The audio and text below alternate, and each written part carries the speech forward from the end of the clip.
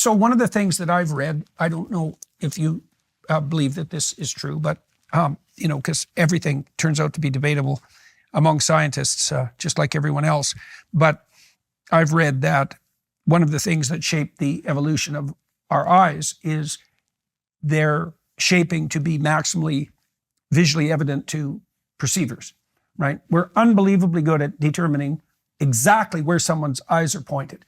So even if someone is sitting across the room from you, you can tell if they're looking at your eyes or at the tip of your nose, which is such a tiny fraction of movement at the eye level, or a fraction of angle, that it's almost amazing. It's amazing that you can detect it at all, and that we have the white background and the colored iris and the black pupil, partly because that maximizes the degree to which our eyes are salient, the hypothesis being that anyone in our evolutionary history whose eyes weren't salient was someone whose intentions were very difficult to determine and was much more likely to be misunderstood, say, and killed in consequence, or much less likely to find a mate. Yeah. And so our faces have evolved, at least at the level of our perception of the eyes of others, to ensure that we can understand intent. And we do that by inferring attention by looking at eye gaze.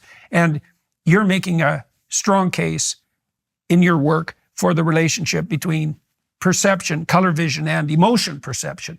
So we talked a little bit about cues of health that might be associated with skin coloration and cues of fecundity, but tell me about the emotional cues that are associated with differences in color. So, the first thing I think people think about with spectral skin signaling is blushes, right? Mm-hmm. And blanches and flushes, but that's really just the beginning. That barely touches the surface. So you can imagine someone's angry and they can get red face, which is very different from when somebody blushes and they get with embarrassment.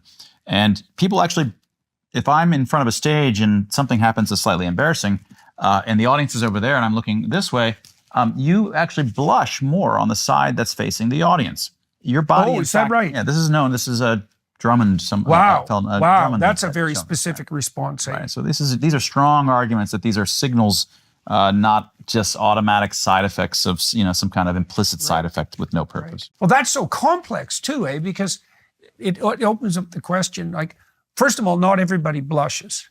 And the issue is, well, what does the blush signify? And it signifies something like self-conscious shame.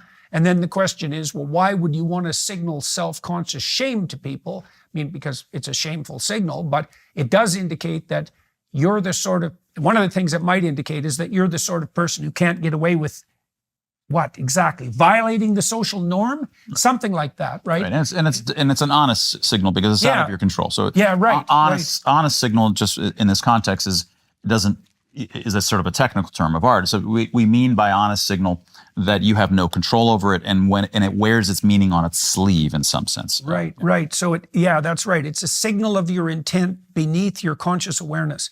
Laughter, genuine laughter, seems to be a signal like that too. And there's some evidence that genuine smiles are like that too, right? Because if you smile falsely, your eyes don't smile. Although I think you can train yourself to do that. But generally speaking, it's hard. If someone is, it's hard. Yeah. If someone is manipulating with a smile, they don't do it the same way they do when they smile spontaneously. And so those rapid onset implicit emotional displays are a signal about our genuine motivations. And if those signals are obvious, it's in principle easier for people to read us, and therefore in principle easier for them to engage in trusting negotiations with us. Right. Because we wear our heart on our sleeve. That's right. And so, other predictions that come out of this, by the way, it should be the case that if this is true, then the primates with color vision, as opposed to the primates that didn't have three color vision, the primates with color vision should have more naked spots. They should have bare faces. And in fact, when you look, the primates with color vision are the ones with naked faces. They often have naked rumps, naked genitalia, because all of these things are signaling. The ones without color vision are furry face, like your typical bunny rabbit, typical dog.